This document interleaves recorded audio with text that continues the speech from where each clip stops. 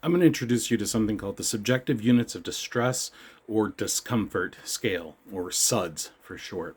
It was introduced to me by a therapist, and I'm really indebted to her for this. The idea is that you sit down and you make a pain scale, but for stress, from 0 to 10, where 0 is the ultimate relaxed, not just I'm chilling, but like unconscious relaxed, and 10 is the most absolute stressed you can ever imagine.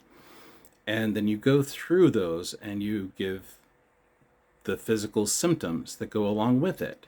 For example, one of mine is that my stomach gets really upset and churning when I start to get stressed. And so for me, that's at about a 4 or 5. If I'm really, really stressed, then it may be that my brain feels heavy and I start to shut down. Yours are going to be different, and that's okay. The point, and it's going may even take some time for you to really nail what goes where and how important they are and what those physical symptoms are. This is why it's really important for neurodivergent folk in particular, because our sense of what's going on in our bodies is not great sometimes.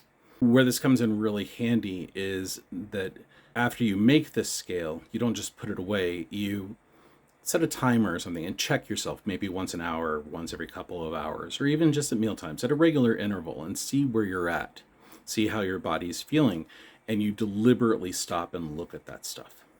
What you end up doing that way is basically doing an intellectual sense of what's going on in your body, a hack around interoception. I think I'm saying that correctly.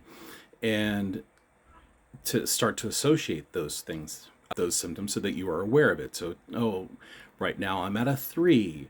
Earlier today I was at a 5. When we were arguing, I was at an 8. This becomes really helpful as well when you're starting to manage or pay attention to things that trigger meltdowns, shutdowns, overloads, whatever, because you're going to be more aware of the things your body is telling you because you've basically been training yourself to pay attention to it. It is difficult. It does take a bit of work. But as far as a hack around that lack of feeling where your body's at and being more aware of the physicality of your emotions and how they're affecting you, stress and otherwise,